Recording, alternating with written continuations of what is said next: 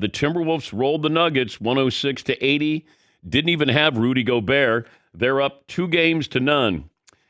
And as I said yesterday, if the Timberwolves don't have your attention, then they have your attention now because of what they did last night. And here's Rudy Gobert, your defensive player of the year, and he misses the game due to the birth of a baby. But they still end up dominating Denver in Denver. And for Anthony Edwards, he is ready for the best that Denver can give them coming up Game 3. They're not the only one that's going to come out punching. I don't give a damn if we go up 3-0 for the Game 4. We're going to come out punching too. So they got to be ready to take our punch, and we'll be ready to take their punch. But, yeah, I don't see no slippage in their games. They just missed shots tonight. They'll be ready to go Game 3, and we will be.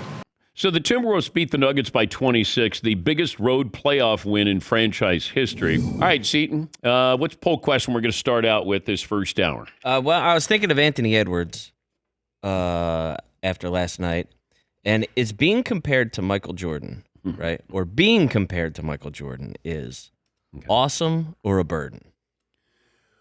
Well, it's a pretty heavy crown that they're going to try to place on you at age 22. That they've tried to place on many. Even Reggie Miller yesterday said, look, you can't help but watch him and think, wow, he's got certain characteristics. But then Reggie did say he kind of reminds him of Dwayne Wade with a better jump shot. And I thought that was more accurate because Wade was such a slasher when he first started.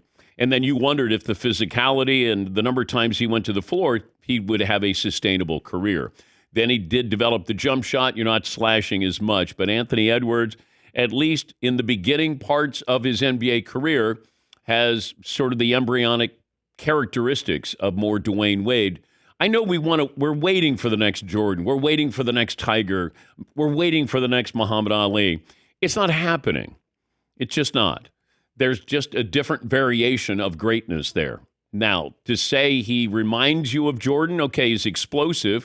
Mike didn't do anything playoff-wise, didn't have a great team those first, 5 or 6 years. In fact, I think today's the anniversary of his jump shot over Craig Elo as they got out of the first round, beating the Cleveland Cavaliers.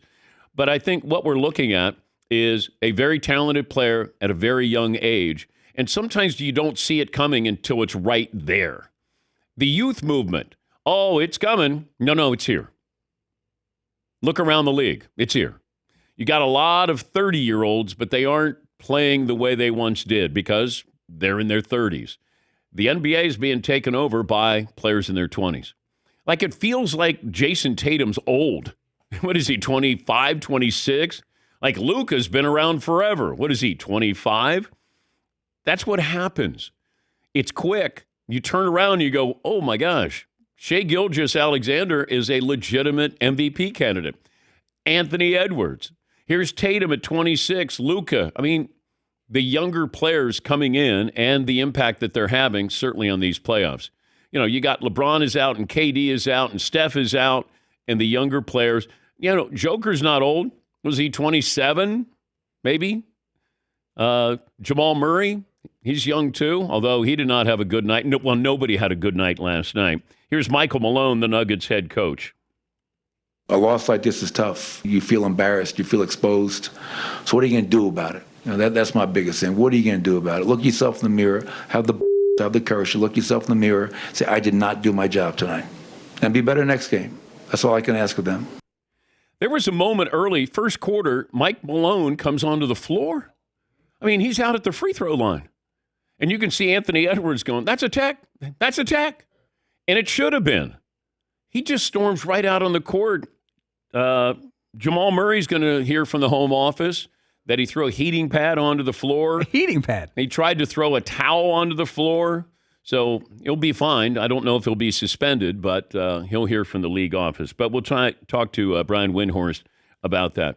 I get it. If I'm Anthony Edwards and he said, look, I don't want to be compared to Michael Jordan, because it's not fair to him. Because you know what that brings about? If they don't win, now it's a disappointment.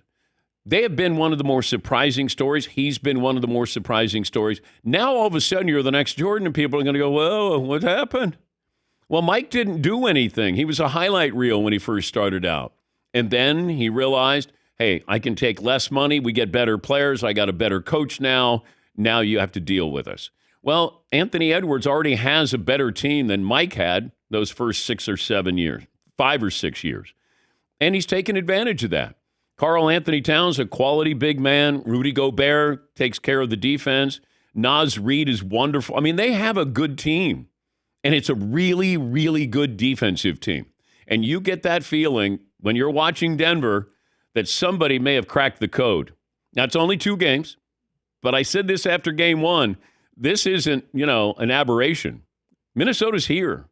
Now, that doesn't mean they win, but Minnesota is here, and they certainly have Denver's attention, let alone the rest of the NBA's attention. Because if you said who could come out of the West, I said Minnesota. They could play for the championship this year. Now, we got Dallas against OKC. That could be a great shootout as well. But games coming up tonight with the Celtics a big favorite in game 1, and the Mavericks will be at the Thunder. What other poll questions do you have there, Seton O'Connor? Well, we kind of half-heartedly threw one out yesterday with the Timberwolves-Nuggets series. After one game, who do you got? Mm-hmm. If you were to bet right now, Paulie threw this one out this morning. Okay. If you were to bet right now with the series 2-0, who do you got? Who would you bet on? I'd take Minnesota. But I would have taken Minnesota after game 1 because I said I will not be surprised if they win this.